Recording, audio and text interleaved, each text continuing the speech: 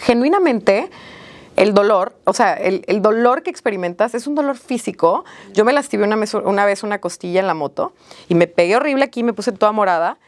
Te lo juro que era un sentimiento físico muy parecido a esa vez que me astillé la costilla en la moto, aquí en el pecho, justamente a la altura del corazón. Obviamente el corazón es un músculo que no puede doler, o sea, pero se siente como si tuvieras quebrado algo por dentro. Yo creo que es la intensidad de lo que estás sintiendo y es muy cierto ese dicho, o sea, por eso toda la vida han dicho, es que es un nudo en la garganta y es que se le rompió el corazón. Pues es que sí, literal, le das de cuenta que se te rompió una costilla, o sea. O me duele el alma. Hay procesos en los que el dolor es tan intenso y tan fuerte que sí se siente que duele el alma. Hay dolores que te atraviesan.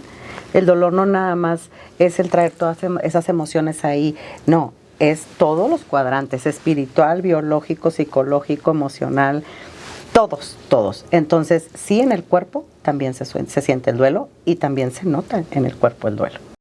Hola hiperactivos, yo soy Abby W, bienvenidos a este su espacio Doblemente, un lugar creado para pensar, cuestionar y reflexionar sobre todo lo que nos venga en gana, esperando tener siempre el lado A y B de las cosas, tomando en cuenta los diferentes puntos de opinión de las personas. Bienvenidos. Hiperactivos, ¿cómo están? Bienvenidos a un episodio más, compartiendo el set para un tema súper sensible para mí y significativo, como lo es el duelo. Y tengo como el orgullo y la emoción de estar compartiendo el set de Doblemente con Angie. Angie, muchas gracias por estar aquí, amiga. Qué gusto tenerte. Muchas gracias a ti, amiga, por invitarme. Sí, nuevamente. Bueno, la última vez hablamos de un tema muy diferente. Sí, completamente diferente y la verdad es que me da mucho gusto tenerte aquí para tener un acercamiento todavía más profundo de ti como ser humano. Muchas gracias, amiga. Muchas gracias por la invitación. Te agradezco mucho estar aquí. Vamos a hablar, el tema hiperactivos es el duelo. Para eso tengo a Jenny acompañándonos aquí. Jenny, qué gusto tenerte acá, te lo decía atrás de cámara.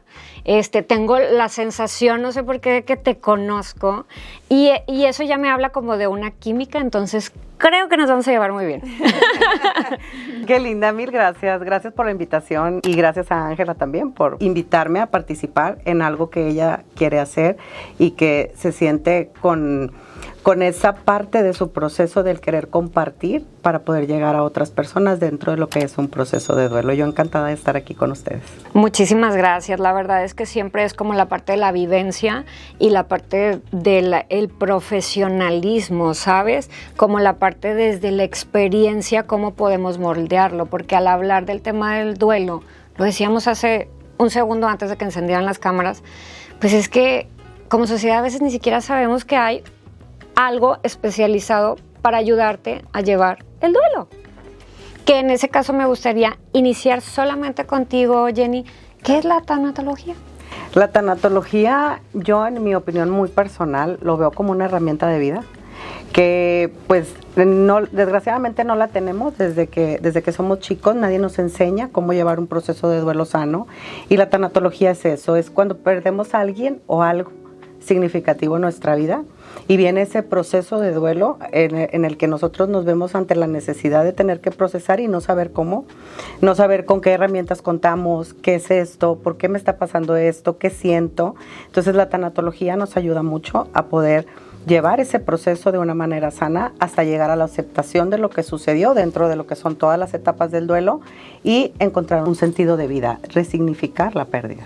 Resignificar la pérdida. Y cuando hablamos de la pérdida no estamos hablando, es porque decías alguien o algo. Sí, porque comúnmente las personas relacionan mucho la palabra duelo con muerte. Y yo digo, sí tenemos un duelo cuando alguien muere, pero también tenemos un duelo cuando perdemos algo, como por ejemplo una casa, un trabajo, una relación de pareja, una relación de amistad, cuando tenemos una pérdida de salud, como son las enfermedades crónico-degenerativas o enfermedades terminales, muchísimas pérdidas a las que nos toca enfrentarnos en el día a día y pues a veces no relacionamos que es un duelo lo que estamos viviendo cuando tenemos esas pérdidas y sí lo es. Me hace total sentido porque luego también con la información que tenemos afuera, luego a veces uno anda perdido porque escuchas el duelo y las etapas del duelo, pero no sabes cómo esa información traerla a tu vida y hacerla como funcional.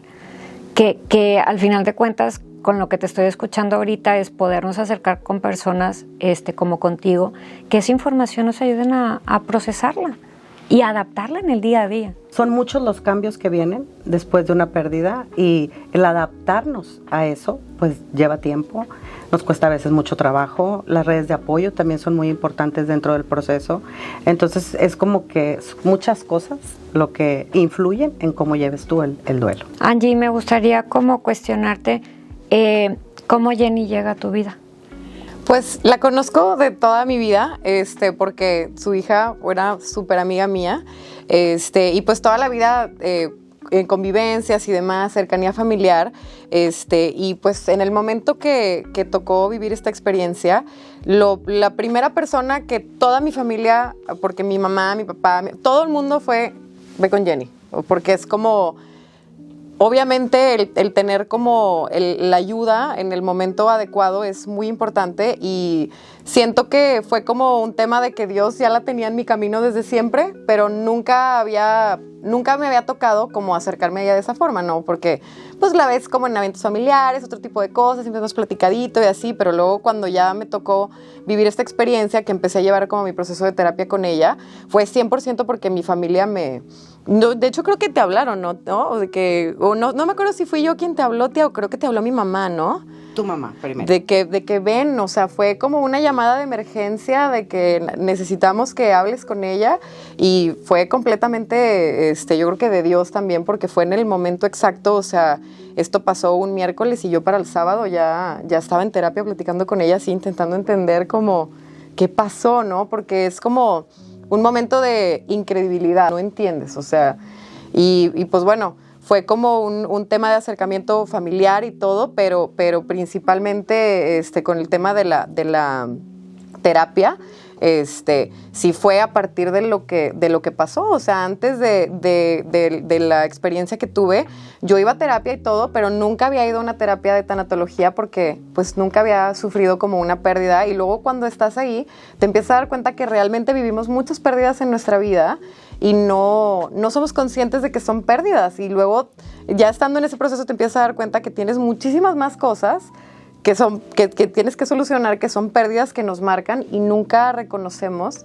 Y pues no, creo que caí en las mejores manos del mundo, me ha ayudado muchísimo y aparte que la quiero mucho y comparto mucho con ella y me encanta porque como ella conocía a Carlitos, que en paz descanse y todo, había muchas cosas que a veces no era ni siquiera necesario platicar porque ella ya sabía, ¿no? De que no, es que estaba bien guapo y sí estaba, así sabes, ¿no? Eso es como, te sientes muy en confianza, muy a gusto, muy padre y me ha ayudado mucho, la verdad. Me ha ayudado mucho como terapeuta, como amiga, como todo. Es my favorite. Love you, tía. Oye, Angie, y para los hiperactivos que nos están viendo como en el contexto cuando hablas de lo que me pasó y en la experiencia y demás, ahorita diste un intro, o sea, es como, nada más me gustaría conversar contigo y con los hiperactivos, que la experiencia de duelo que viviste tú fue a través de la muerte por un accidente. Así es. Entonces decías tú, pues obviamente eso no está planeado, nadie lo espera, no es algo anunciado como tal vez en, no sé, como el proceso de la vida que vivimos con nuestros abuelos o que vivimos de otra manera, que tal vez llegaremos a hablar de eso. Y entonces a mí me gustaría entender qué sentía Angie en ese momento.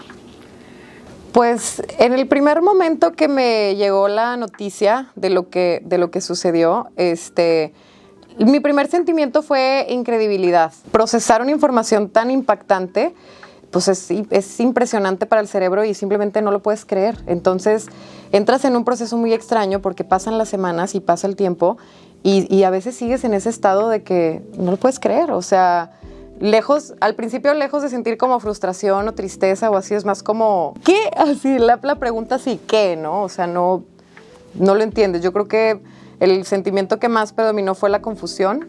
Al principio la confusión y luego pues ya después vinieron como ya el de que dices, no, sí pasó, ¿no? Y es donde empiezas a experimentar pues la tristeza y otras cosas. Pero el primer sentimiento así que tuve fue confusión, incredibilidad. ¿Cuánto tiempo hace... al día de hoy que viviste ese duelo? Tiene 8 meses. Y esta parte de la confusión, ¿cómo cuánto tiempo crees que estuviste con ese sentimiento? Yo creo que fue el primer mes, hasta que empieza a seguir la vida y te empiezas a dar cuenta que efectivamente sí pasó, que efectivamente ya no hay nada de qué confundirte, no hay ninguna duda, sí sucedió. Te empieza a pasar el tiempo y te empiezas a dar cuenta, no sé, la ropa, ¿no? Las cosas que dices tú, o sea, todo está igual, todo, o sea, sí pasó, esto sí es real.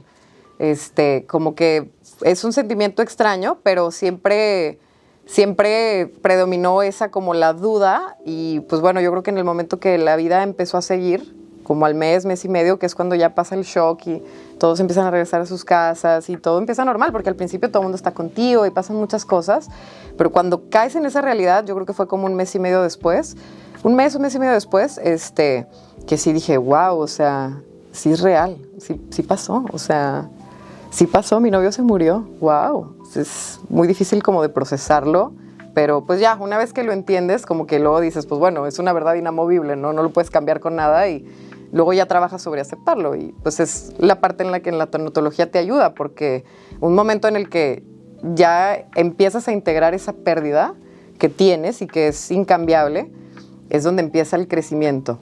A mí la verdad es que como te estoy escuchando y hablas como de cómo se fue moviendo en el tiempo ciertas emociones, ciertos cambios, la forma en la que veías las cosas, y ahí me gustaría como acercarme contigo, Jenny, a la parte pues técnica, porque no sé si esto está relacionado con lo que hablabas al inicio de etapas del duelo. ¿Cuáles son?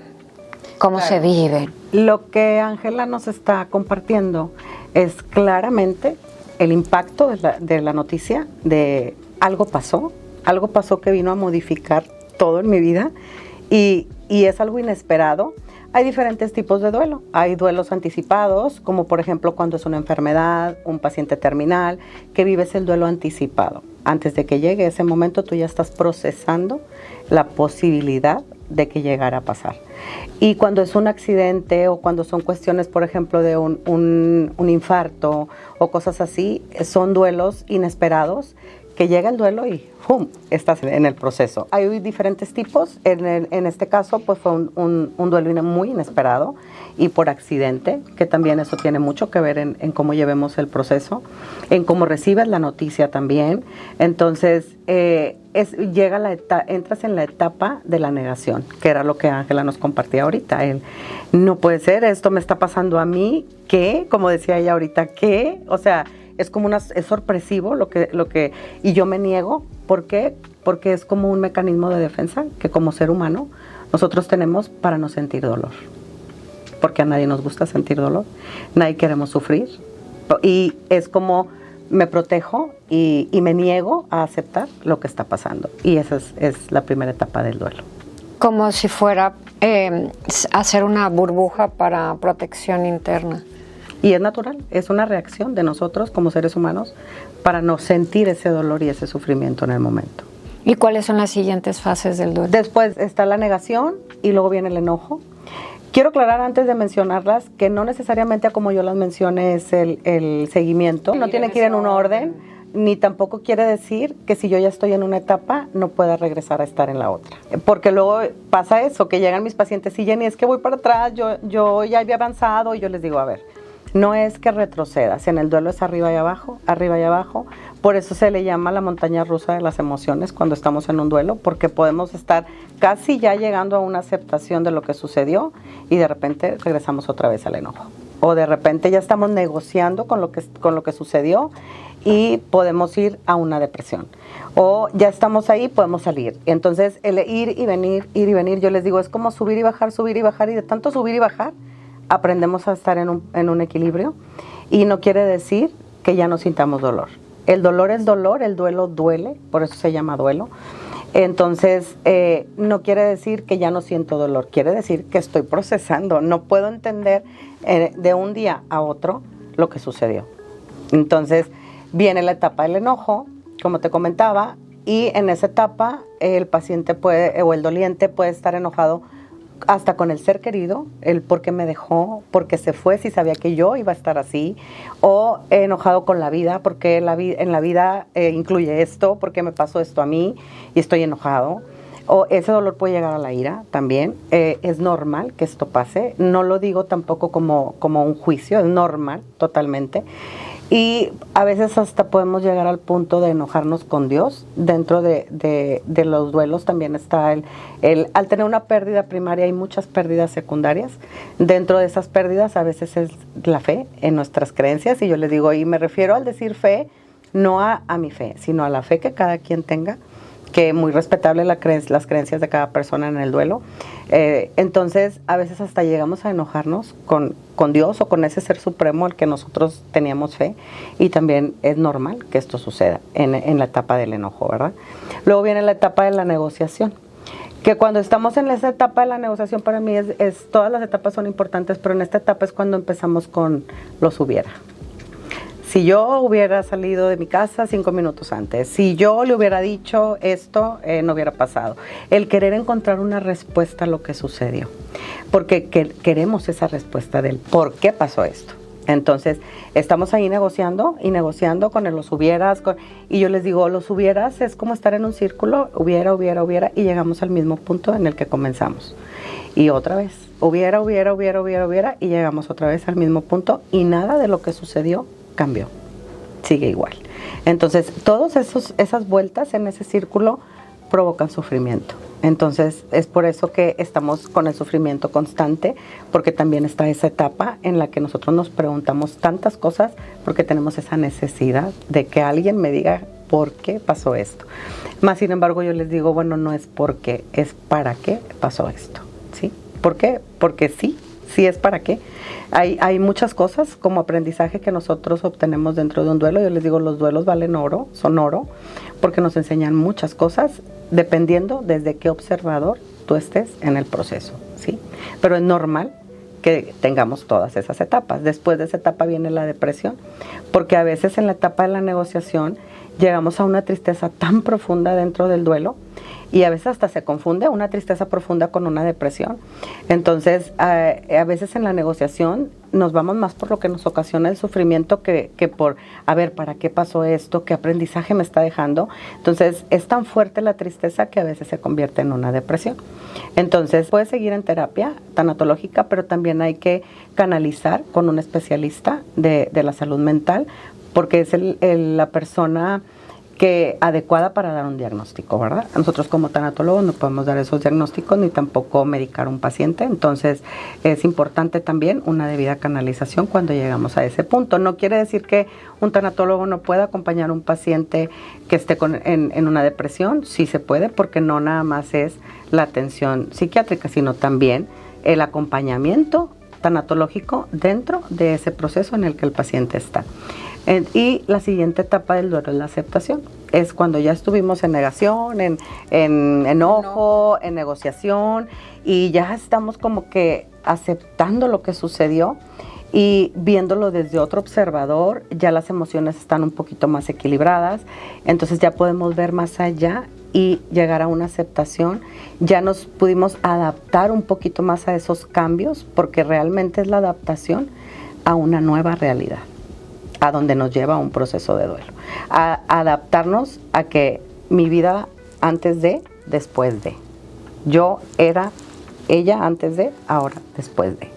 Entonces, a veces los dolientes o pacientes me dicen, Jenny, es que yo quiero ser la misma que era antes, y yo les digo, no.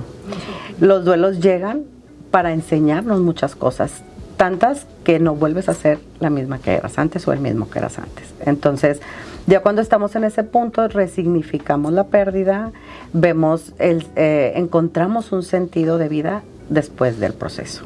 Que me imagino que entonces, viéndolo desde esa perspectiva que tú comentas, son como los otros duelos que se derivan de la pérdida. La idea que yo tenía de mí con esta figura, o en la relación, o con mi padre, o con lo que fuera que se estuviera perdiendo en ese momento, o un duelo de pareja, o un duelo de perder un trabajo, es también la idea que tenías de lo que iba a pasar, no solamente... Claro, pierdes muchas cosas, no solamente es perdí algo o perdí a alguien. Tuvimos oportunidad de venir tocando ese tema y me decía, tía, es que cosas tan simples como el surtir una despensa duelen. Y le digo, claro, porque hay cosas que remueven el proceso, el echar de menos tanto a la presencia física de una persona, porque yo siempre digo, las personas que se van, que parten de estar al lado de nosotros, es para vivir en nosotros, ¿sí? Pero la ausencia física se extraña muchísimo. Y las pérdidas que vienen a raíz de la pérdida primaria, a veces también son la pérdida de quién era yo cuando esa persona estaba. Las idealizaciones que yo tenía con esa persona, mis planes a futuro que yo tenía con esa persona, que Ángela nos puede decir, al perder una pareja, ¿qué se pierde, Ángela? No, pierdes mil cosas. Justo en uno de los primeros ejercicios, cuando empezamos la terapia, era justo eso, hacer una lista de qué representa para ti perder a Carlos, ¿no? Y después te vas dando cuenta que la lista cada vez se hace más grande. Y justo lo que venimos platicando ahorita en el camino, le digo a mi tía Jenny, le digo, es que, no sé, te acostumbras a que vas al súper y ese era mi caso, ¿no? Él siempre elegía la fruta porque sabía cómo, no sé por qué, pero siempre él elegía todo, ¿no? Y luego pasa que vuelves a ir tú sola y compras algo y luego te das cuenta que no lo elegiste bien y es como el sentimiento de ya no estás aquí para elegirlo tú. No sé, como son cosas muy de la vida diaria y de la vida normal, porque siento que la pérdida de pareja, que era algo que también que me comentaba mi tía, que cuando tienes el tema de la pareja, la pérdida de pareja, es una pérdida en tu casa, en tu cuarto, en tu vida. O sea, es como la persona con la que realmente compartes pues absolutamente todo. Entonces te empiezas a dar cuenta que pierdes no nada más a tu pareja, o sea, pierdes grupos de amigos que tenían juntos, planes que tenían juntos, viajes, cosas que dices tú, solo lo hacíamos juntos, o sea, pierdes convivencias familiares, pierdes muchísimas cosas, planes, muchas ideas, muchas cosas que dices, esto lo estamos haciendo juntos, ya no está esto, lo otro, no sé. A mí me tocó cosas muy extrañas de que, por ejemplo, a Carlos le encantaba armar rompecabezas, porque era un hombre súper inteligente y le encantaba ponerse a pensar, entonces le encantaba armar rompecabezas y de repente encontrarte las cajas de sus rompecabezas como a medias y cosas así que como que dices, wow, o sea, se pierden muchísimas cosas, pierdes muchísimo, o sea, pierdes un amigo, pierdes a un confidente, pierdes a un compañero, pierdes la persona con la que estás todo el tiempo y luego también es muy impresionante ver cómo la pérdida se transfiere también a los demás, o sea, porque en mi caso siento que fue un duelo compartido en mi familia, o sea, porque en mi casa lo querían muchísimo, lo quieren muchísimo todavía y luego es como ver que tu papá está experimentando la pérdida de su yerno, de su amigo, de alguien que ve como un hermano, como empieza a ver como para todos la pérdida que es. O sea, mi hermana, tengo una hermana que tiene 11 años y para ella fue algo muy impactante porque lo quería muchísimo y lo conoció cuando era muy, muy chiquita y eran muy pegados y todo. Y como que ver también que empiezas a perder cosas dentro de tu familia también. O sea, las dinámicas cambian. Fueron meses y meses de que en mi casa todos, pues tristes, obviamente. Pues fue algo trágico, algo muy impactante. Y volvemos a lo mismo, empiezas a ver las pérdidas secundarias de la pérdida primaria, ¿no? Que la pérdida primaria, pues en mi caso fue mi pareja, pero todo lo demás, todo haz de cuenta que es como hasta lo más mínimo, el no elegir bien una manzana y dices tú, es una pérdida también, o sea, son como recuerdos constantes de que no nada más se va la persona, se va muchísimo con ellos, pero también se queda mucho. También se queda mucho y se queda mucho en nosotros, que es lo que mencionan, que las personas pasan de vivir entre nosotros, o sea, vivir de al lado nuestro, a vivir literalmente dentro nuestro. Y es también como muy valioso aprender a ver no siempre la pérdida, no siempre la carencia, no siempre el qué me falta, qué se llevó con él, sino también, pues bueno, qué me dejó, qué aprendí. Y es una decisión de todos los días, el aprender a ver el vaso medio lleno, porque si lo sigues viendo medio vacío, te hundes. O sea, es como siento que son sentimientos tan fuertes y tan difíciles de procesar para el ser humano. Y qué impresionante que no tengamos cultura del tema de cómo manejar la muerte, porque si nos ponemos a pensar realmente es algo que nos une a todos como humanos y es algo que siento que todos compartimos como seres vivos, no nada más como humanos, porque se mueren las plantas, se mueren los animales, se mueren los árboles, todo tiene como un ciclo de vida y no siempre tenemos la fuerza interior o el trabajo interior para poder lidiar con ello porque no se nos enseña, por el mismo tema que es algo tan doloroso y tan incómodo. Nunca te enseñan de que ¿qué hacer en caso de que se muera tu mamá? O cosas así que suena como muy banal, pero a ver, a cualquiera nos puede pasar, o sea. Escuchándote ahorita lo pensaba en mi casa y fíjate que en mi casa vivíamos el hablar de la muerte desde la cancelación. Por ejemplo, no sé, yo llegaba con mi mamá, no, es que el día que me muera no sé qué, cállate. Ni lo digas, ni lo menciones. Entonces, imagínate, si siquiera mencionar la palabra está prohibido, imagínate planear qué vas a hacer en base a eso, todavía peor. Es algo que ni siquiera nos enseñaron a que nos pase por la cabeza. Que igual y yo en otras conversaciones, otros foros he dicho que en la cultura latinoamericana, pero en general en la mexicana, se me hace hasta irónico, porque tenemos una gran celebración de la y entonces hacemos bailes, hacemos rituales, y entonces en algún momento de la parte de la historia se nos olvidó que nuestros ancestros hacían esto para celebrar la vida y la trascendencia de la persona que había estado. ¿Y en qué momento se quedó nada más la fiesta, el disfraz, el desfile, inclusive algunos la peda? Y dejamos de observar la muerte como la veían nuestros antepasados. Ahí a lo mejor me gustaría, esta parte de la historia sí es cultural entre nosotros el que cancelemos el hablar de la muerte. Es el miedo a sentir el dolor de la pérdida. ¿Sí? Muchas personas me dicen, Jenny, hablando ahorita de todo lo que hacemos en Día de Muertos y todo lo que se acostumbra, mucha gente sí lo celebra, otra gente dice, no, yo no voy, yo trabajo con dolientes todos los días, y muchos me dicen, Jenny, es que yo no puedo el Día de Muertos ir al panteón, yo no puedo, ¿cómo es posible que la gente lo vea así? Y yo les digo, bueno, es que como te decía ahorita, depende desde dónde estés tú queriéndolo ver. Es una decisión.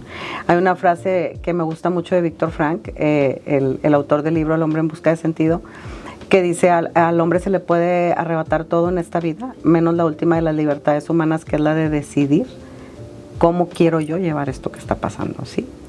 ¿Qué voy a hacer yo con esto que está pasando? Entonces, es desde donde tú lo veas. Yo digo, es que no es celebrar la muerte. Y la gente o muchas personas, no puedo generalizar, lo ven desde ahí de la muerte. No, es el honrar lo que fue la vida de esa persona, ¿sí? Y eso también es parte del proceso de duelo. Y una parte muy importante.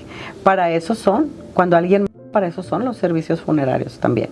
Y son también para que nosotros vayamos cayendo en esa realidad de que sí pasó y la persona ya no está. Pero ya depende mucho de cómo cada persona lo quiera ver. ¿Qué ha sido para ti vivir el duelo? Ha sido una montaña rusa de emociones, precisamente porque de repente hay momentos en los que los recuerdos son nostálgicos, bonitos, y te acuerdas de cosas que te conmueven hasta las lágrimas, lógicamente, pero de una forma bonita, positiva, pero no todos los días. Hay días en los que simplemente el cerebro o la programación del cerebro, no sé, al menos yo que ya tenía muchos años con él y todo, estás tan acostumbrada como una persona que hay días en los que realmente te levantas en un estado de, otra vez, wow, ¿qué pasó? Y yo siento que es como una montaña rusa de emociones, muchas inesperadas, muchas inexplicables, muchas desconocidas, porque también siento que es un espectro de emociones que solo conoces cuando estás ahí. O sea, siento que puedes empatizar mucho con las personas y todo, pero hasta que lo vives o hasta que te pasa a vivirlo más de cerquita es cuando empiezas a darte cuenta que hay muchos sentimientos que ni siquiera tienen nombre. Hay muchas cosas que, no sé, por ejemplo, a mí me pasó algo que me dio una tristeza que me enflacó del cuerpo, como físicamente, como te enferma, no sé cómo lo pueda explicar, y es algo inexplicable, que se te va el hambre, que se te va el sueño, que te pasan muchísimas cosas que dices tú, ¿esto qué es? ¿Qué es lo que estoy sintiendo? ¿Estoy triste? ¿Estoy enojada? ¿Estoy confundida? ¿Ya me estoy volviendo loca? Es como cuestión, muchísimas cuestiones. Yo creo que el duelo para mí ha sido muchísimas preguntas, muchísimas cuestiones, pero también muchísimas respuestas, también mucho pues volvemos a lo mismo, pierdes mucho, pero también aprendes mucho y eso es como una ganancia de que empiezas a ver muchas cosas. Y volviendo al tema de las costumbres, de todo lo que hacemos aquí en México, algo que a mí en lo personal me sirvió muchísimo y siento que por algo ha sido parte de la cultura de México la celebración de la vida de los difuntos y cómo lo llevamos aquí en este país, que me parece algo divino, que tenemos el tema de los altares y demás. A mí me sirvió mucho el haber hecho un altar muy bonito, porque fue una forma de cambiar mi perspectiva de lo que perdí a lo que tenía, ¿no? Entonces, justo mi tía Jenny me ayudó con todo eso. Le hicimos un altar a Carlos precioso en la Plaza de la Villa, justo enfrente del que era su restaurante favorito, el Mia Italia. Amiga, no sé si lo has conocido, buenísimo. Justo enfrente del lugar donde le gustaba ir a cenar y todo. Eso estuvo impresionante. Y le hicimos un altar gigante. Es una cultura hermosa la que tenemos aquí en México de la celebración, ahora sí que del Día de los Difuntos, de los muertos, porque tiene mucho significado para la persona cuando lo estás viviendo. O sea, siento que en el momento que estás ahí, no sé, Carlos tenía 28 días, 30 días de haber fallecido y tocó el día del altar y toda mi familia súper emocionado, sí, vamos a hacerlo bonito y fue algo como game changer, o sea, porque en ese momento dije, estoy llorando porque se fue, en vez de agradecer por todo lo que hizo, todo lo que dejó, exacto.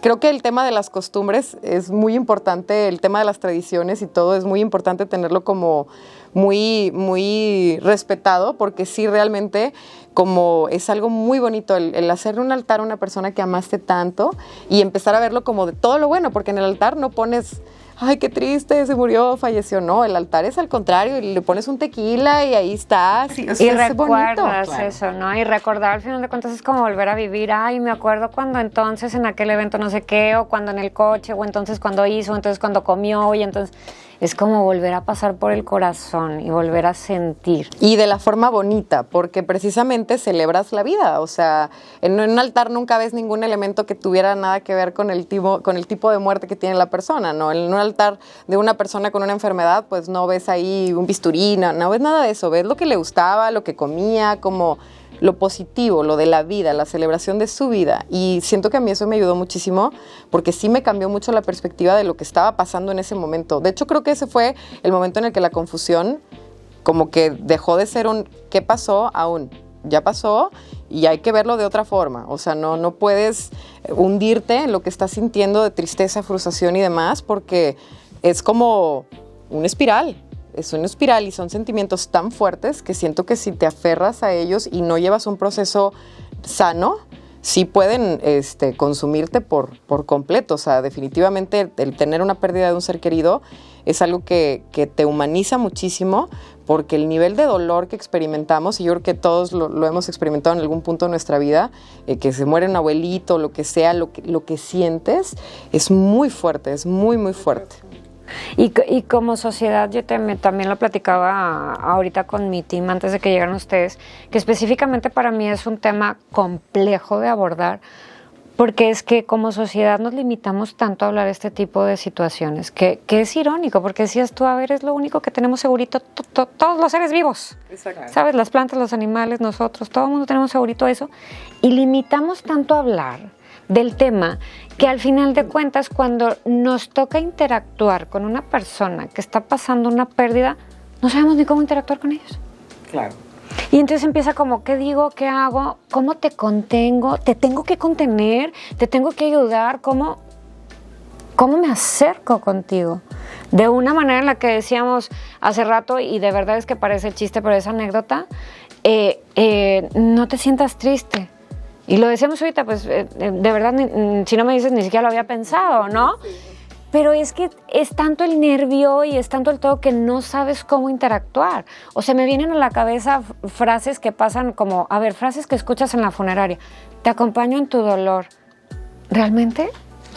O sea, ¿estamos en el nivel como de decir que acompañamos al otro en el dolor? Te empiezas claro. a cuestionar todo, porque decías tú, es que necesitas haberlo vivido, experimentado un duelo, como para entonces hablar de que puedes tener empatía con ese sentimiento, con esa emoción. Y aún así, fíjate, Abby, eso es un punto bien importante, porque a veces nosotros queremos acompañar desde nosotros. Como nos gustaría a Sí. nosotros. Mucha gente me pregunta, Jenny, es que no sé qué decir, y yo, es que no tienes que decir. no tienes que decir nada. El estar para el otro es algo, es algo sencillo y a la vez no, porque hay a quienes les cuesta mucho trabajo el estar. ¿Por qué? Porque estoy desde mí. No sé qué hacer, no sé qué decirle, y lo que yo le diga lo digo desde mí, y no digo yo que eso esté mal. A lo mejor para lo que otra persona está mal, para mí no está mal, o para lo que ella está bien, para mí no está bien. Es la necesidad de cada persona en ese momento. Entonces yo les digo, es algo tan simple como acercarte y decir, estoy aquí, ¿qué necesitas de mí en este momento? El preguntarle al otro qué necesita en ese momento. Y a veces nos ponemos nerviosos, o el simple hecho de no saber nosotros cómo afrontar una situación así, o traer un duelo de atrás que no está sanado todavía, y que el estar en una situación de duelo nos está removiendo, ¿sí? Y eso a veces es lo que nos hace y nos complica el acompañar a otra persona. Pero es algo así, el estar para el otro y preguntarle al otro cuáles son sus necesidades en ese momento. Claro. Y en ese momento cuando la gente, por ejemplo, a ti que te tocó vivir, cómo se acercaban contigo, ¿te daba para contestar si alguien te preguntaba cómo te acompaño, qué hago por ti? Es que son momentos, ¿no? A veces siento que hay días normales que estás muy bien y de repente llegas a un lugar, por ejemplo, a mí me pasaba de que ya había pasado, no sé, creo que como un mes y medio, un poquito más, y te topas a la gente así y todos te ven como, pues como con lástima. Y es muy raro a veces también aprender a lidiar con eso, porque todo mundo, ay, chiquita, y esto y el otro, y entonces tú misma te sientes como, ¿qué me está pasando, no? Y es como muy extraño, porque luego también me pasó de que la primera salida que hice, mis papás me llevaron con ellos a una cena con sus amigos, y no sé, en el momento que llegué, todos se pararon a bajarle a la música y esto y el otro, y como que a veces tú dices, al contrario, lejos de hacerme sentir bien porque estás respetando mi proceso bajándole a la música, me hace sentir peor, porque lo que necesito es oír música, escuchar una plática, estar aquí sentada con mi mamá, escuchando otras cosas, que el perrito, que lo que sea. Las personas piensan que te acompañan y lejos de acompañarte, te hacen sentir más que estás en ese momento y que estás más como que viviendo algo feo y como que todo el tiempo se está recordando. Pero también me pasó al revés, o sea, también me pasó con una persona muy cercana a mí, que de hecho me dolió mucho y fue algo que me marcó un poquito, porque esta persona simplemente no supo qué hacer. Entonces su respuesta fue como, me alejo, ¿no? Y era como una persona muy cercana, una amiga muy cercana, y ahorita lo entiendo y digo, pues claro, porque realmente es una persona que no supo lidiar, no sabía cómo lidiar con esas emociones, y no podía estar cerca de mí porque pues, le estaba doliendo a ella más el no saber qué decirme, ¿no? Entonces empieza a entender que muchas veces no puedes molestarte por cómo las demás personas intentan manejarte por fuera, porque realmente es algo muy desconocido que nadie entiende. O sea, a veces para una persona algo de respeto es bajarle a la música, o para otra persona algo de respeto es, no, déjala, que se sienta como que no pasó nada y venga mi hija y siéntese. O sea, todo el mundo lo percibe desde ellos, como lo mencionan justamente. O sea, todo el mundo lo percibe desde ellos, y muchas veces realmente lo único que necesitas es que estén ahí. O sea, a veces ni siquiera es para hablar del tema, a veces ni siquiera es para hablar, a veces simplemente es nada más la compañía, acompañar el acercamiento, en silencio. Exacto. El acercamiento, el saber que en el momento que tengas algún momento de tristeza, lo que sea, puedes contar con alguien. Eso a mí me sirvió mucho, el tener el apoyo de mi familia. Yo creo que han sido mi mayor soporte en la vida, todos, mis papás, mis hermanas, mis tíos, mis primos, toda mi familia me abrazó muchísimo.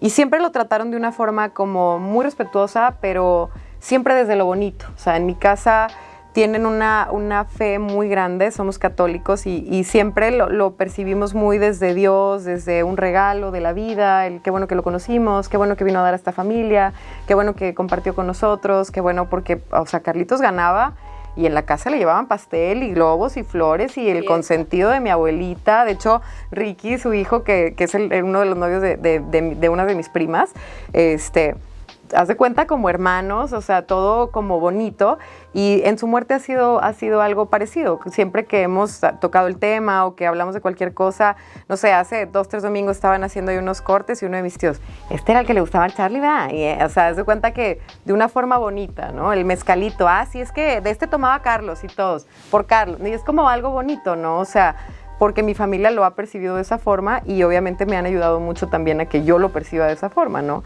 Desde la forma bonita, pero sí el acompañamiento siempre ha sido desde lo positivo, desde el, pues para adelante, mija, o sea, no hay de otra, ¿no? Mi papá sí un día me dijo, no puedo hacer nada, o sea, no puedo solucionar esto que pasó, entonces lo único que hay que hacer es lo que sigue, o sea, vamos a arreglar el departamento, ¿dónde te quieres quedar a vivir? Porque yo dije, no, yo no quiero vivir donde vivo con él, o sea, estas paredes están llenas de mi historia con él, de 1000 cosas que íbamos a hacer, yo ya no quiero estar aquí, porque él ya no está aquí, o sea. Otras de las renuncias que decías. Y eso que está mencionando Ángela también, vamos al punto de lo que son las redes de apoyo dentro del duelo.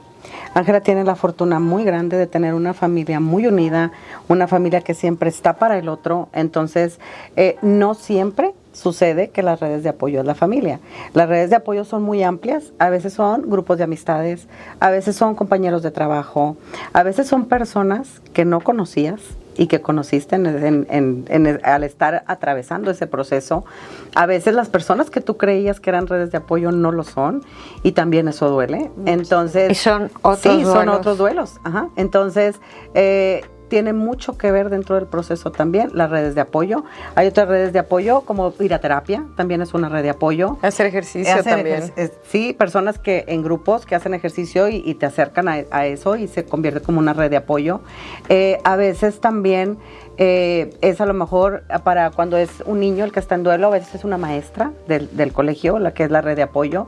Entonces las redes de apoyo son grandísimas, pero no siempre las que nosotros esperamos. Entonces, a veces ni te das cuenta y dices, mira, o sea, yo no pensé que esa persona fuera a ser una de mis redes de apoyo. Entonces, yo recuerdo que en un proceso de duelo que yo estuve, yo tenía una amiga que las mañanas llegaba a mi casa, se estacionaba afuera, no me hablaba, no me decía nada, nada más me mandaba un mensaje, Jenny, no me abras, no vengo a tocar tu puerta, yo sé que estás en proceso, pero nada más quiero que sepas que aquí voy a estar si necesitas una vuelta. Entonces, a veces, algo así, son cosas que no se te olvidan. Yo recibía mensajes a veces en una madrugada que no podía dormir y decía, un mensaje que decía, pienso en ti. Y yo ni siquiera lo contestaba, pero decía, alguien está pensando cómo me siento en este momento. Entonces, a veces cosas así. Entonces, Ángela tuvo la fortuna de tener muy, muy buenas personas a su alrededor como redes de apoyo. Entonces, por eso su proceso tiene mucho que ver, muchas cosas para cómo lleves tú el proceso. El proceso de duelo tiene que ver la historia que hay atrás con la persona que ya no está, el vínculo que tú tenías con esa persona, tu capacidad de resiliencia, porque no todos tenemos la misma capacidad de sobreponernos ante un suceso. Miles y miles de cosas son las que tienen que ver, tu personalidad, todo influye en cómo lleves tú el proceso de duelo. Pero imagínate qué importante, porque dices que no es algo marcado. A ver, no son marcadas las fases. No es marcado porque también es como el tiempo lo reserva todo. Es como, a ver, para todos es distinto y puede pasar mucho tiempo y no hacerte responsable y no cerrar el ciclo. Y como decías tú, viene otra cosa y luego te la reactiva en algún momento por no haberlo cerrado. Es diferente también de acuerdo a cómo nos hayan formado y la cultura en la que nos hayamos desenvuelto. Las creencias. Porque, por ejemplo, ahorita hablabas tú y es como la forma de ver la vida de tu familia, yo me cuestionaba, o sea, cómo hemos vivido nosotros decesos dentro de mi familia. Una parte de mi familia es como tienes que vivir el luto. Ellos le llaman luto, entonces a vestirse de negro. Y que la neta, la tele. Mi mamá me ve así y me dice, es que parece que estás de luto todo el tiempo. Y yo, mamá, es negro, o sea, es como me gusta, ¿no? No lo tengo relacionado con un evento, con una acción, con un sentimiento. O sea, a mí el color negro no es que esté triste, no tiene nada que ver eso, a mí me agrada, ¿no? Entonces para ellos es como no música, no tele, no fiestas, no convivas. Y ahorita pensándolo, cuando dices tú, pues, justo a veces no era lo que necesitaba, yo necesitaba algo que me sacara de ahí, que me despejara. Y este tipo de tradiciones, luego poderlas ver de ciertas generaciones hoy en día y cuestionar si realmente nos ayudan o nos alejan de estar saliendo de vivir y de cerrar el ciclo. Porque cuántas veces diría yo, pues me voy a sentir peor, imagínate. Solamente encerrada, dándole vuelta, pensando. Pues no sé si sea lo mejor. Tal vez yo diría, no, ahí entra el tema de verdad, ¿me estoy volviendo loco? ¿Qué está pasando? Sí, ¿qué está pasando? Y claro. es normal que todo eso pase. Porque a veces yo digo, bueno, nosotros lo hablamos aquí así, pero estarlo viviendo en ese momento es muy diferente a cuando ya llegas al punto de la aceptación y puedes hablarlo así. Porque cuando tú lo estás viviendo, duele, ¿sí? Y los duelos son únicos, personales e irrepetibles. No existe una persona igual a otra, no existe un duelo igual a otro, ¿sí? Entonces tampoco podemos aminorar el duelo de otra persona por el duelo en el que yo estoy, porque para cada quien el suyo es el más fuerte porque es el que está sintiendo, sea la pérdida que sea, ¿sí?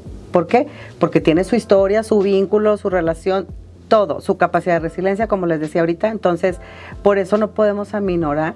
Entonces, por eso a veces las personas van a terapia. ¿Por qué? Porque pasa eso afuera con las redes de apoyo, que tampoco lo digo como un juicio. Cada quien hacemos lo que podemos. Nadie nos enseñó. Entonces, lo hacen. Yo siempre les digo a los dolientes cuando van conmigo a terapia, no lo tomen a mal de la gente. La gente quiere apoyar y no sabe cómo, y esa es la forma en la que esa persona viene enseñada de cómo apoyar a alguien, ¿sí? Pero no lo hacen con el afán de hacerte sentir mal. Simplemente, pues, es su forma de hacerlo. Entonces, por eso a veces no es lo que necesitamos. Por eso era lo que yo les decía del preguntarle al otro qué necesitas en este momento, ¿sí? Porque a lo mejor yo digo, para mí, como decías tú, está bien que no haga esto, mejor que no te vistas de negro. Yo siempre les digo a los dolientes, ¿tú te sientes bien de negro? Sí, usa negro. ¿Te hace sentir bien eso a ti? Sí, adelante. Jenny, ¿sabes qué? Como que ya quiero ir dejando el negro. ¿Ya te sientes como para cambiar de color? Sí. Hay quienes me dicen, yo ya me puse rojo, por ejemplo. Hay quienes me dicen, Jenny, yo no puedo. No lo tienes que hacer. ¿Cómo si quieres hacerlo? Pues quiero empezar con azul o con gris o con... Adelante, con azul o con gris. Con los oscuros. ¿Sí? Y por eso todos llevamos el duelo de diferente manera y en diferentes tiempos. Por eso tampoco podemos apresurar un duelo, porque si apresuramos un duelo, no se sana a como nosotros nos quisiéramos que sanara, ¿sí? Entonces, por eso lleva su tiempo. Y todos tenemos diferente tiempo. A veces comparan tus duelos. Es que fíjate, es muy común. Fíjate que ella también tuvo ese proceso y mira ella cómo está. ¿Y tú por qué no? Porque ella es ella y yo soy yo, ¿sí? No podemos llevarlo de la misma manera, aún la pérdida sea un poco similar. Sí, cada corazón lo procesa de la forma en la que sientes. Y no es el tiempo, yo pienso que es lo que hacemos nosotros con ese tiempo. El tiempo ahí está y somos nosotros los que vamos pasando por el tiempo. Y un duelo se puede quedar abierto siempre. Sí. Sí. Yo he tenido pacientes con duelos de hace 30 años que todavía están ahí abiertos. No quiere decir, es que la gente a veces piensa que llegan conmigo, quiero quitarme este dolor. Y yo les digo, no se trata de quitarlo, al contrario. La manera más sana de llevar un duelo es vivirlo. Hay que vivirlo para poder que procese y sane. Hay que permitirte sentir y reconocer esas emociones que están ahí y dejar que esas emociones salgan. ¿Para qué? Así es como va a ir sanando y sanando y sanando. Simplemente tú te haces una herida, te caes, te haces una herida. ¿Y qué es lo primero que hacen para ayudarte a sanar la herida? Desinfectarla. Y tú no quieres que te raspen, que te quiten. Sí, porque es lo que más duele, ¿no? Pues porque me va a doler y no quiero sufrir. Claro. Pero hay que hacerlo. Entonces, bueno, ya. ¿Qué pasa después de eso? La herida se va sanando. Pero si tú te topas con algo en donde tienes la herida, estás sensible y vulnerable. Entonces duele. Entonces aprendes a cuidar esa herida. ¿Por qué? Porque me duele cada vez que topa esa herida. Pero no lo puedo evitar, ese dolor ahí está. Entonces va sanando y luego que va saliendo la cascarita que sale en la herida después para que cicatrice. Pero si la arrancamos antes de tiempo, vuelve a empezar el proceso. Entonces hay que dejar hasta que un día sola cae queda una cicatriz. Y esa cicatriz, cada vez que la veamos, ya no va a ser ese dolor desgarrante de un principio, ya no va a ser esa sensibilidad, pero sabemos que algo pasó ahí y el aprendizaje que nos dejó. Ese es un ejemplo bien simple de cómo procesamos, qué es un proceso, nada más que esa herida es interna. Entonces hay que cuidarla, hay que dejar que sane, hay que darle el tiempo de sanación y no apresurar el proceso para luego llegar al punto de aceptar y aprender de eso que pasó. Sí, y en mi experiencia creo que es mucho a la parte como del reconocimiento, precisamente cuando lo vives y aprendes a reconocer lo que estás sintiendo, donde está esta parte donde puedes realmente empezar a integrar todo lo que aprendes, porque siento que si este tipo de emociones no las vives en el momento, luego después no las comprendes igual, y completamente el duelo es tierra fértil para el ser humano, porque en ese proceso en el que estás de doliente y en el que estás viviendo como tantos sentimientos de carencia y tantas cosas, también empiezas a ver tantas cosas que sí tienes. En mi experiencia siento que el duelo es como una división, ¿no? Una parte de mí es, ya no está, lo perdí, me duele, como toda la carencia, ¿no? Y este sentimiento de escasez, de dónde está, y, o sea, como el dolor, la parte humana y la parte normal. Y luego está esta parte que es muchísimo trabajo en terapia, muchísimo trabajo espiritual también, en el que empiezas a ver lo que sí, y ahí es donde empiezas a hacer la integración de lo que estás aprendiendo. Siento que el duelo es una de las experiencias que más le enseña al ser humano. En mi experiencia yo creo que es lo que más me ha enseñado. Digo, yo la verdad desde que conocí a Carlos, que en paz descanse, siempre me enseñó muchísimas cosas de la vida en general y de todo. Era un hombre muy inteligente y aparte, a través de sus experiencias, pues aprendí mucho de autos, de carreras, de ganar, de muchísimas cosas, ¿no? Y a través de este momento de que fue su pérdida, he aprendido muchísimas cosas también, como de la valoración, de la importancia del tiempo, la importancia de estar con la familia, la importancia de muchas cosas, y solo lo puedes aprender a través de una pérdida. O sea, el dolor es una metamorfosis que te hace llegar a partes de ti mismo que de otra forma no podrías conocer, y conociéndolas es donde encuentras verdaderamente la fortaleza y las cosas o los valores que puedes ir desarrollando en este momento. O sea, porque volvemos a lo mismo, el duelo es tierra fértil de crecimiento de cosas, o sea, porque es como regresas a un estado de ti mismo donde dices, ¿qué estoy viviendo? O sea, empiezas a ver para adentro, es un proceso también de introspección muy, muy grande, y empiezas a conocerte a ti mismo de muchas formas, y es un proceso que no termina. O sea, yo creo que han pasado ya varios meses y yo todos los días sigo aprendiendo cosas nuevas, todos los días sigo entendiendo cosas diferentes, otro tipo de perspectivas, todos los días te acuerdas de algo, porque obviamente la gente dice que el tiempo es el mejor amigo, es verdad, pero el que pasa el tiempo no quiere decir que olvides, ¿no?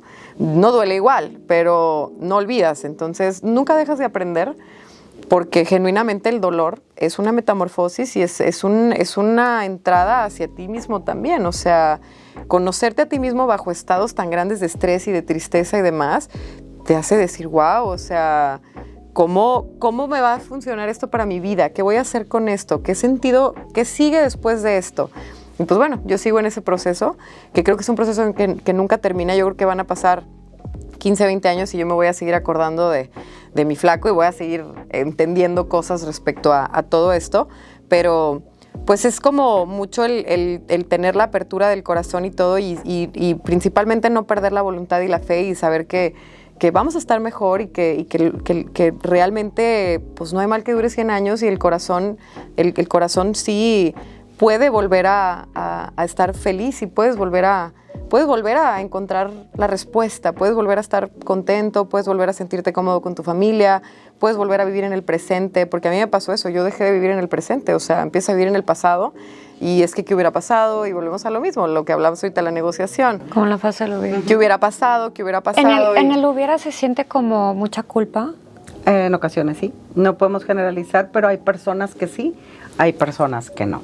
Hay personas que de inmediato reaccionan y dicen, a ver, no, ¿sí? Como hay personas que sí, es que era mi responsabilidad, o yo pude haber hecho algo para que esto fuera diferente. Entonces, pero es como con esa necesidad de la respuesta, ¿sí? Y sí hay muchas personas que pasan por esa etapa y que dentro de esa etapa se sienten culpables. ¿Y tú cómo lo viviste?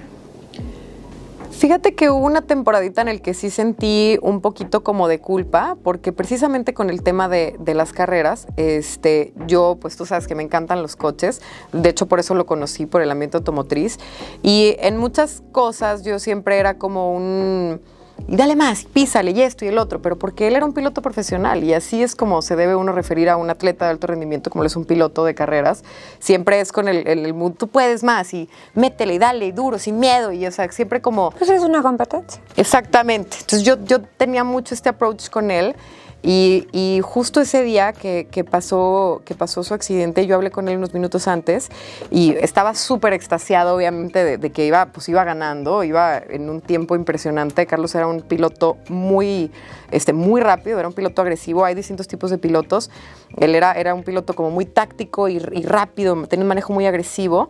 Y me acuerdo que algo me dijo por teléfono y me así gritando, vengo ganando, así de emocionado. Y mi respuesta fue, ¿qué te sorprende? Tú siempre ganas, eres un campeón y dale, y esto y el otro. Entonces, luego pasa esto y dices tú, ¿por qué no le dije, cuidado, dale calmado, o otra cosa, ¿no? Pero luego entiendes que pues no era lo que correspondía decir en ese momento, pero el sentimiento de que dices tú, pues haz de cuenta que le estaba aplaudiendo, písale más y ve y lo que pasó, ¿no? O sea, pero realmente no fue así, ¿no? Yo creo que no nada más yo alentaba a que fuera más rápido y a que fuera más veloz, pues era un piloto de su equipo de carreras, todo el tiempo estábamos viendo para que elevara sus tiempos, para que tuviera menos, o sea, písale menos al freno y esto y el otro. Son cosas peligrosas, pero pues es parte del trabajo, o sea, no era tampoco con una intención de que algo le pasara, pero sí liberarte de ese sentimiento es complicado. Pues es que lo estabas acompañando en lo que él amaba. Exactamente. Era su pasión. Qué bonito poder acompañar a otro ser humano en lo que ama. Exactamente. ¿No? Y era su pasión y era su vida y aparte era su trabajo. O sea, ya estas últimas carreras ya eran muchísimo más profesionales que al principio. Ya no era un piloto de lo hago por hobby, ya era un tema mucho más serio, que también pues uno que ha tenido ya la experiencia de trabajar en algunos equipos de carreras y en el autódromo y en otras cosas, pues sabes que así tienes que referirte a los pilotos. Así es, los pilotos son atletas y hay que hablarles siempre en cuanto a la meta, y si se ponen a ver en la Fórmula 1 lo que le van diciendo siempre a Hamilton y a Verstappen y a todos es dale, o sea, es como así funciona y así es ese trabajo. Los pilotos de carreras viven la vida a otra velocidad. Carlos vivía a 350 kilómetros por hora, o sea, así era su vida. Él le corría sangre por las venas y él era piloto de hueso colorado, o sea, entonces pues dices tú, ¿qué haces también contra la naturaleza de una persona, no? O sea, agradezco que tuve la oportunidad de acompañarlo y aplaudirle siempre su carrera y aplaudir todo lo que vivía. El tiempo que fui su pareja, estuve ahí involucrada en todos sus coches, en la compra, en la venta y las piezas íbamos a modificar y esto, el otro. Y qué bonito, qué regalo que me concedió Dios de poder ver a una persona cumplir sus sueños también, porque, no sabes, a él le brillaban los ojos cada que se subía a ese coche. O sea, el Studebaker, el coche en el que tuvo su accidente, era el amor de su vida. O sea, él estaba enamorado de mí, pero el Studebaker, o sea, su dictador, su carcachita, ella era su esposa. O sea, yo era la amante, haz de cuenta. O sea, todo para ella, modificaciones, llantas, rines, pues qué bendición. La quincena también iba ahí. Exacto. Qué bendición también poder compartir con una persona la pasión por algo tan fuerte, tan de cerca, y agradezco mucho a Dios y a él, o sea, principalmente a Carlitos también, que pues siempre me permitió estar como ahí admirando todo y aplaudiendo, ¿no? Y me tocó vivir con él algunas carreras, me tocó vivir con él algunas cosas. De hecho, ganamos un récord de velocidad en 2019 de 336 kilómetros por hora, que cuando mi mamá vio me dijo, o sea, estás loca, un día te va a pasar algo con él. Y pues no, nunca pasó nada, nunca me expuso, nunca nada. Realmente era un excelente piloto. Pues bueno, son cosas de la vida, o sea, todos tenemos escrito nuestro destino y no podemos enojarnos con la voluntad de Dios ni con absolutamente nada, porque volvemos a lo mismo, es el ciclo de vida de todos los seres y somos parte de un ecosistema natural y este ecosistema así es, se regenera, o sea, por eso es como una cadenita, nos entierran y luego los animalitos y luego se lo comen los pajaritos, es así una cadenita. El ciclo. Es parte de un ciclo de vida y si lo ves del ámbito científico, así es, o sea, nosotros somos parte de la naturaleza, somos parte de este ecosistema y regresamos a ella. Así es. La parte de la tanatología, ¿cuándo podemos entender que tenemos que acercarnos con un especialista? Porque, por ejemplo, Angie, en tu caso, me decías que fue tu mamá, no fue el contacto tuyo. ¿Te hubiera pasado por la mente buscar a un especialista? ¿Lo hubieras buscado? Sí, claro, completamente, porque desde muy rápido yo me di cuenta que esas emociones yo no iba a poder sola con ellas. O sea, desde el principio. Es más, desde el momento que me dijeron que yo sentí que me iba a dar un infarto, o sea, tengo 23 años, hago muchísimo ejercicio, estoy completamente sana de mi corazón y te lo juro que yo, o sea, y hasta me dieron síntomas de que dije, me voy a infartar. Desde ahí dices, esto está tan fuerte que ni siquiera mi cuerpo lo puede procesar. Necesitas ayuda, o sea, pero digo, no es igual para todos, ¿no? Pero yo me di cuenta desde el momento 1 que yo sola no iba a poder. Y agradezco mucho que mi mamá fue ese ángel, ¿no? Que rápido a buscar ayuda y nada más vio que podía hablar, porque luego también pasó algo muy raro, que los primeros días era tanto lo que lloraba que no había palabras. No había palabras. Y luego también me tocó, y era algo que platicaba con Jenny, que empiezas a entender muchos dichos, que los dichos son muy mexicanos, también parte de la cultura, de que, por ejemplo, el nudo en la garganta. La persona que dijo eso es muy cierto, porque sí se siente como un nudo en la garganta donde no entra nada, no puedes comer, no te da ni el trago del agua, pero tampoco sale nada. Es como un nudo de que no, como si estuviera algo literal, amarrado. Sí. No puedes hablar. O sea, y luego también este dicho de que se rompe el corazón. Genuinamente, el dolor, o sea, el dolor que experimentas es un dolor físico. Yo me lastimé una vez una costilla en la moto y me pegué horrible aquí, me puse toda morada.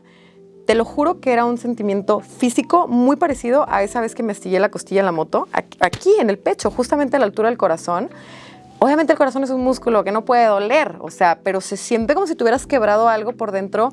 Yo creo que es la intensidad de lo que estás sintiendo y es muy cierto ese dicho, o sea, por eso toda la vida han dicho, es que es un nudo en la garganta y es que se le rompió el corazón. Pues es que sí, literal, le das de cuenta que se te rompe una costilla, o sea. O me duele el alma. Hay procesos en los que el dolor es tan intenso y tan fuerte que sí se siente que duele el alma.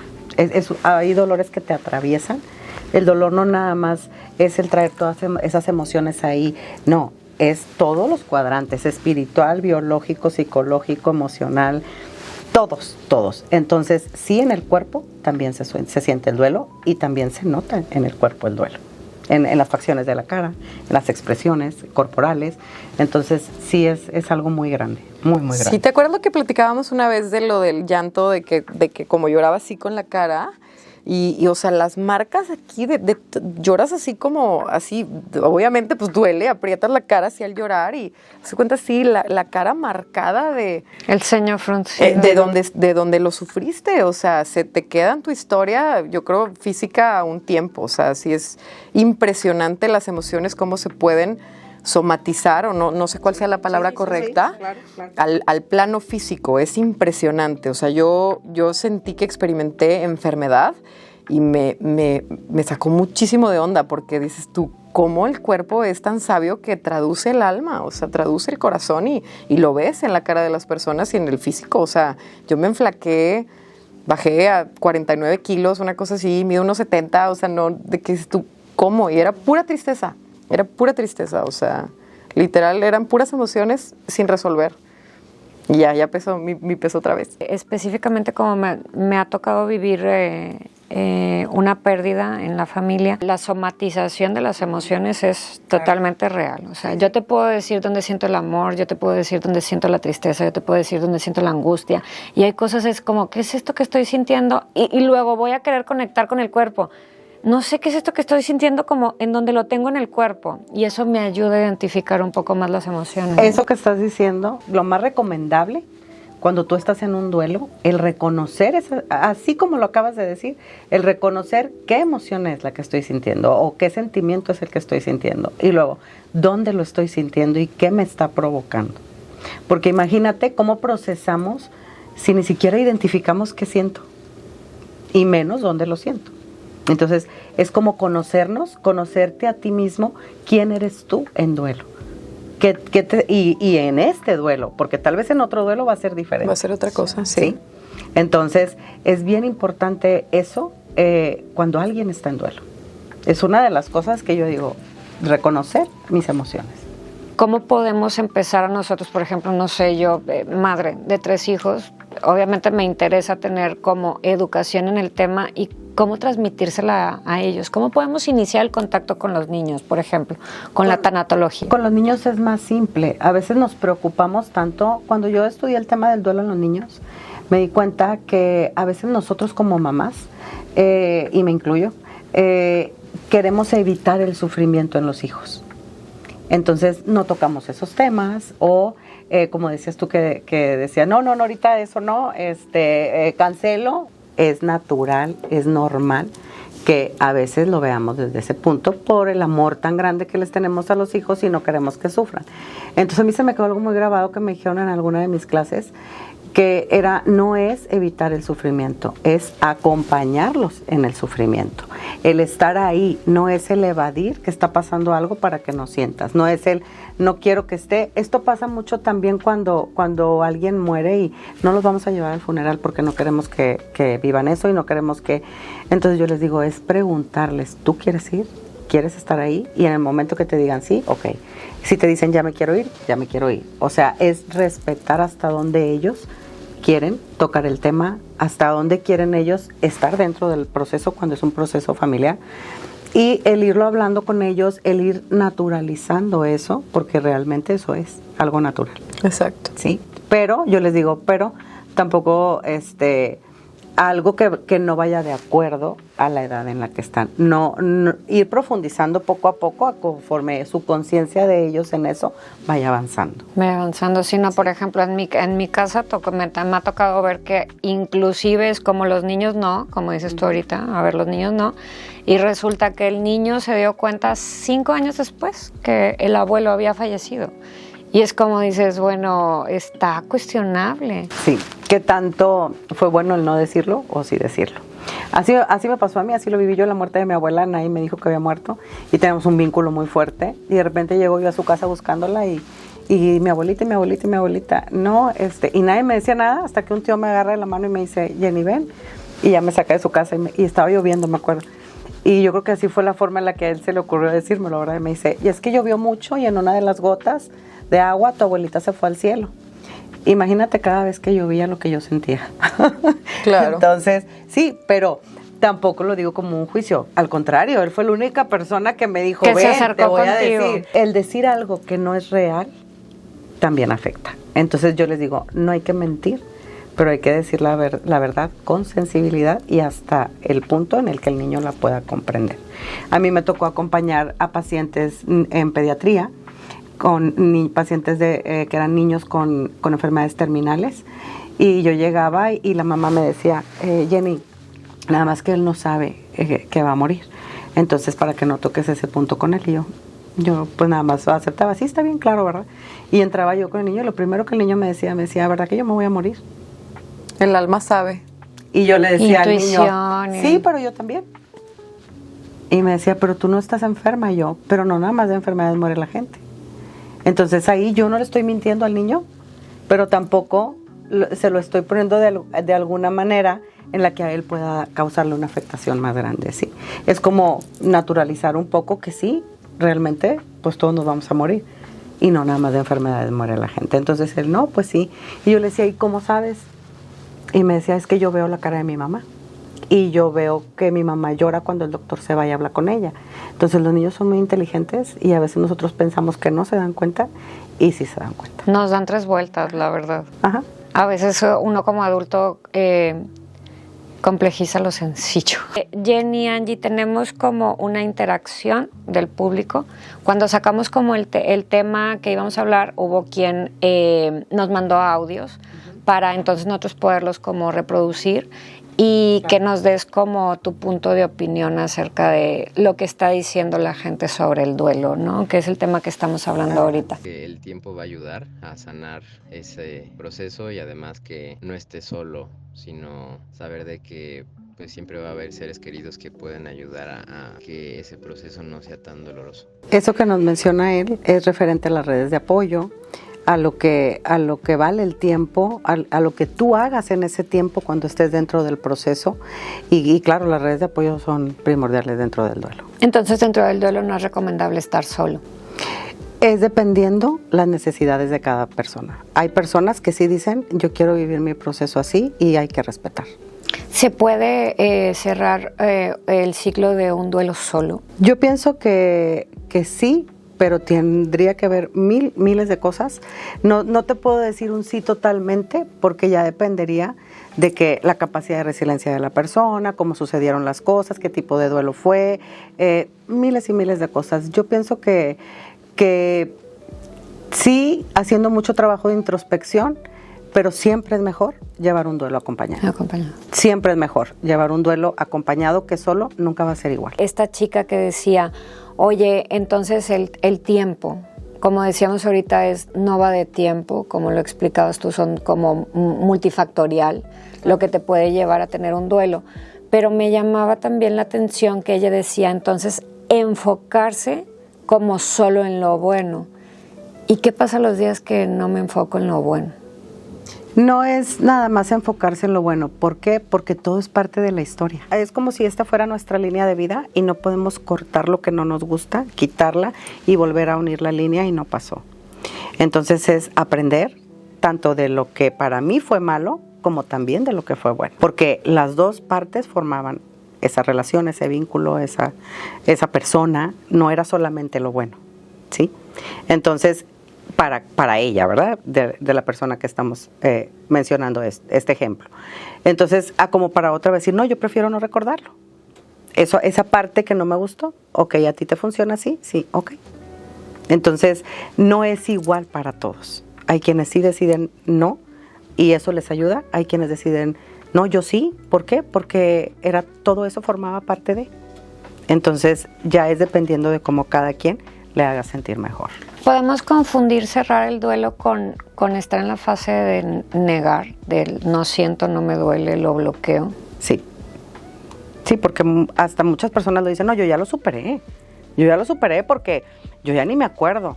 Cuando en realidad luego ves actitudes en esas personas que vienen de esa herida, de ese proceso que todavía no ha sanado. Sí, o volvemos a lo que mencionábamos ahorita, de que pasan los años y están en otro tipo de circunstancias donde pues reaccionan a través de esos sentimientos sin resolver que ahí están. Porque pasa mucho eso de que le queremos sacar la vuelta a lo que sentimos, ¿no? No lo quiero sentir y, como dices tú, ya lo superé. Y eso va con la personalidad. Hay personas que son muy activas y quieren rápido también eso. Yo les digo, a ver, aquí no es así. Esto lleva tiempo, ¿sí? No es como otras cosas, es un duelo.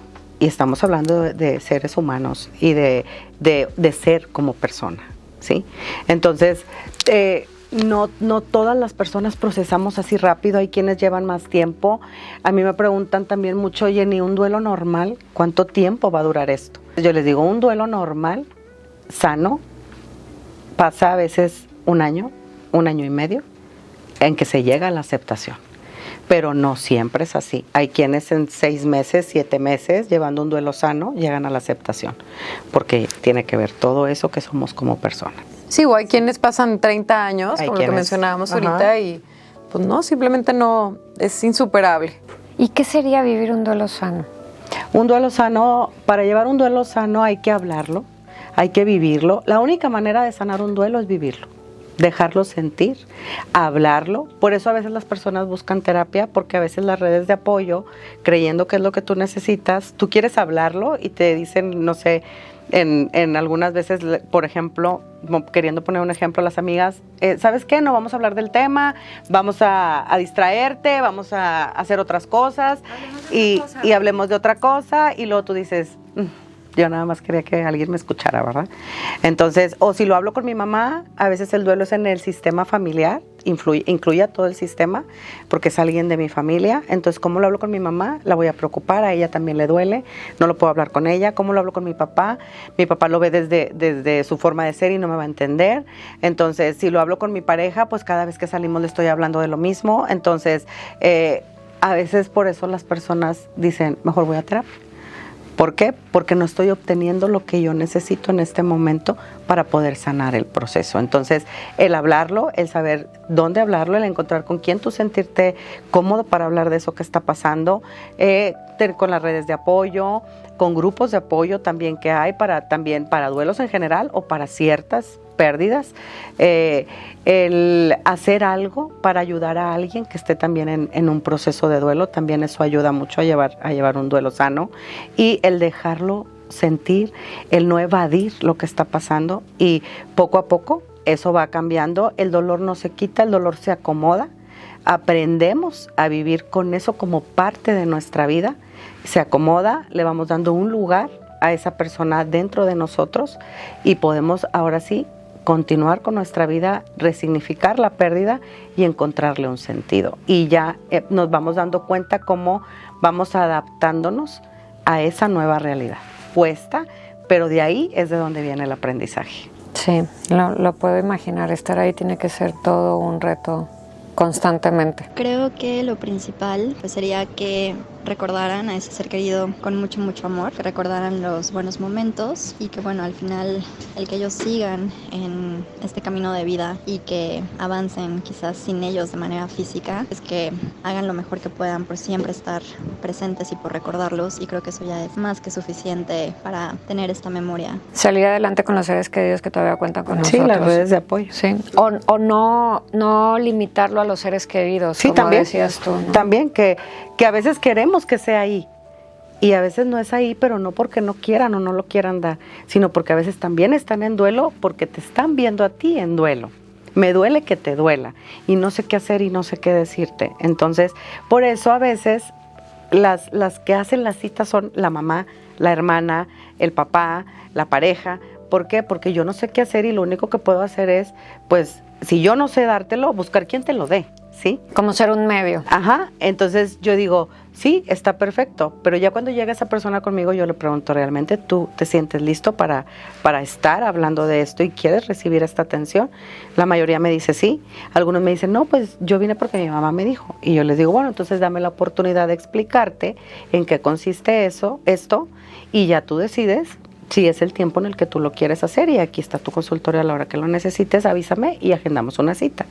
Entonces, pues la mayoría ya que saben de lo que se trata y todo, dicen, no, ¿sabes qué? Sí, agéndame una cita, porque tampoco puedo yo acompañar a alguien que no quiere ser acompañado. Hay que respetar siempre el tiempo en la que la persona se sienta lista para recibir ese apoyo y ese acompañamiento. Y en tu caso, Angie, la red de apoyo, entiendo, fue tu familia, aun cuando estaban viviendo el duelo contigo, y tuviste el apoyo de Jenny en este proceso. ¿Hubo algo más que tuvieras como red de apoyo? 2 amigas, Kenia y Daira, que les mando un beso. Ellas también fueron una parte crucial en este proceso, porque constantemente, o sea, todos los días yo no contestaba el teléfono 1 hora y literal, o sea, Kenia me tocaba la puerta porque me decía, es que tú no sabes la estadística de suicidio que hay con la gente que enviuda y cosas así, que ella se informó del tema como para poder acompañarme, y siento que ellas 2 fueron una red de apoyo enorme con su familia, pero lo que sentí que también fue algo grandísimo fue que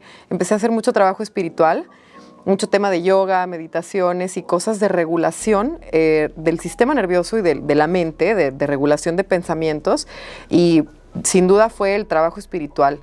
Yo creo que algo que no hubiera podido aprender a sobrellevar por mí misma si no hubiera sido a través de también muchas herramientas que empecé a leer de los libros de la respiración, de cómo calmar tu propio sistema nervioso, porque de repente te llegan momentos en los que empiezas a sentir y para cuando acuerdas ya estás tirada en el suelo llorando y es algo involuntario del cuerpo. Entonces el aprender a hacer el tema de la respiración consciente, de a ver, siéntate, respira, menciona lo que ves a tu alrededor, ponte a pensar que estás aquí, que no está pasando nada, porque luego a mí me daba como una crisis como de miedo, porque yo me ponía a pensar en tantas veces que yo me subía con él al coche y tantas cosas, y como que yo decía, o sea, ¿por qué pasó esto y cómo no pasó cuando yo estaba? Y, o sea, como que empieza a cuestionarte cosas de que tú también te pusiste en peligro, de que muchas cosas.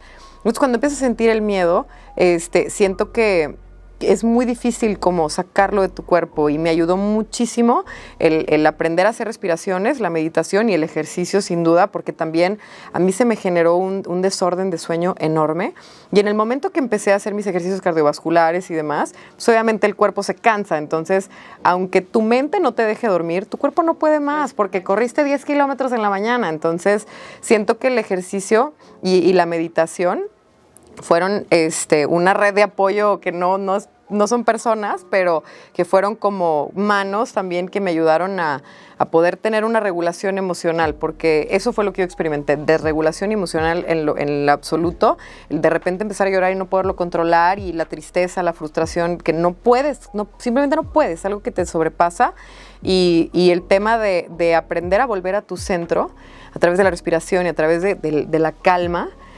Yo creo que fue como algo que me sigue ayudando día a día. O sea, todos los días en las noches tengo que hacer respiraciones y yo misma me digo a mí misma, estoy bien, no pasa nada, lo peor ya pasó, ya estamos ahorita como en la parte del aprendizaje, ya ahorita ya estás bien, o sea, no pasa nada, porque te sientes como con mucha inseguridad. O sea, en mi caso, Carlos era mi pareja, obviamente vivía con él, toda mi vida era como alrededor de él.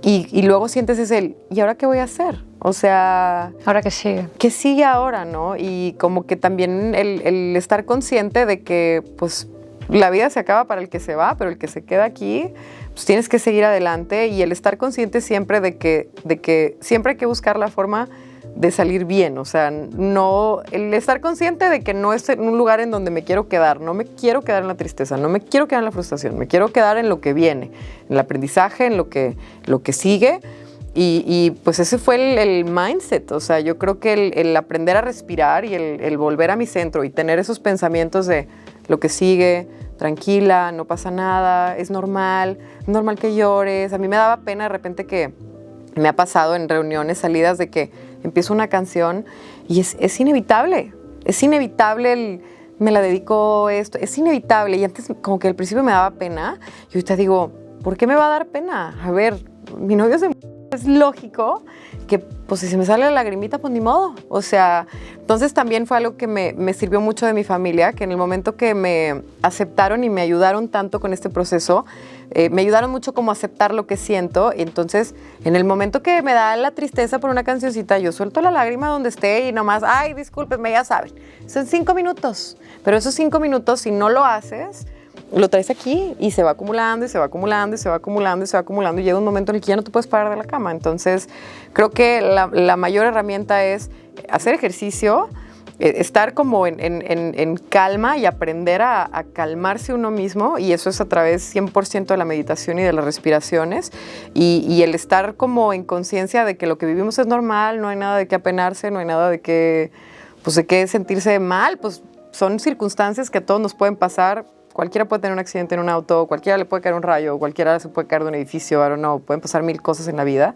y el aprender que es natural y que no tenemos nada de qué tener pena ni nada, simplemente vivirlo, fluirlo, y es la única forma en la que he sentido que he estado saliendo adelante, porque obviamente sigo en el proceso, y yo creo que es un proceso que no termina. Como te digo, sigues aprendiendo y sigues aprendiendo y sigues aprendiendo, y luego pasa el tiempo y luego empiezas a ver otras ideas y otras cosas que dices, wow, o sea, es impresionante cómo un suceso puede cambiarte tantas cosas en tu vida, y pues bueno, no hay más que aceptarlo, porque contra la voluntad de la naturaleza de Dios, pues no podemos hacer nada. O sea, me acuerdo mucho que platicaba con Jenny, que me decía, es que puedes llorar toda tu vida. No hay una sola tecnología en este mundo que pueda regresar a un muerto a la vida. Entonces, pues, entender eso y decir, tengo que aceptar que ya no está y hay que vivir con eso, y ni modo. O sea, intentar programarlo en el sistema nervioso de, cálmate, no pasa nada que llores porque se murió y así fue, y ya. O sea, no, nada de que no, ya no quiero sentir esto, me molesta, me duele. Pues es molesto y es incómodo, y pues así es. Traes una piedrita en el zapato y ahí la vas a traer un tiempo. Y el tiempo de todos es diferente, lo que decíamos, pero sin duda el tema del ejercicio y volver a dormir bien, volver a comer bien, recuperar mi salud física fue un reto, pero ahorita que ya lo cumplí, digo, no, wow, es que la tristeza enferma, sin duda, la tristeza enferma, y no podemos quedarnos nada más con que te sientas mejor. O, ay, Dios contigo, ¿no? Las frases típicas. Pues no, necesitamos ayuda. Son a veces emociones que humanamente nos es imposible reconocer y sin duda la terapia es lo mejor. O sea, lo mejor, la lectura y todas las cosas que te hagan tener perspectivas más amplias que nuestro entendimiento humano es lo que nos ayuda. A mí me ayudó mucho también estar cerca de Dios, regresar a volver a la iglesia, ir a misa. Encuentras una paz que hay cosas tangibles que no te la pueden dar, porque cuando te duele el alma, no te alimentan cosas de este plano, no te alimenta el irte de viaje. Yo todo el año me estaba yendo de viaje con mis amigas, 1000 cosas, lo agradezco, pero cuando el dolor es dentro, las cosas de este plano no te pueden... No lo suplen. No te pueden suplir. Y el autocuidado es lo que menciona Ángela. El autocuidado también es muy recomendable dentro de un proceso de duelo. Es algo que también te ayuda a llevar un proceso sano. Qué orgullo escucharte, qué bien se siente como compartir contigo, qué bien se siente saber cómo lo estás manejando y qué bien se siente también poder compartir. Gracias, amiga. ¿Sabes? Es muy bonito, es una energía muy linda. Extra de eso, Jenny, a mí me gustaría saber si acaso tienes alguna recomendación para la gente que nos está viendo de cómo vivir este proceso. Yo quiero mencionar algo hablando del duelo. Yo pienso a raíz de todas mis vivencias, de lo que yo veo con mis pacientes el día a día, siempre hay que querer estar dispuestos a llevar un duelo sano. Y también es normal no querer en un inicio del proceso, no presionarte a tengo que estar bien hoy. No, es válido no estar bien también, porque algo está pasando, sí está pasando algo. Entonces, reconocer que eso está pasando, permitirte sentirlo. Al final, yo aprendí que todo se realiza a través del amor. Es lo único que trasciende. Y el amor a ti mismo, el amor propio, el amor a la vida, el amor a lo que sí tengo, es lo que te hace salir adelante. Entonces, siempre detrás de todo esto está el amor, el amor, el amor. Y si tú ves eso y lo ves desde ahí, es mucho más fácil llevar un duelo sano. Sí, lo puedo creer y también lo puedo escuchar de Angie cuando lo estás diciendo, porque eso aparte también se siente, ¿no? Uh-huh. El amor que puedes tener por ti mismo y qué tremenda responsabilidad conlleva amarte. Claro, porque a veces se nos olvida.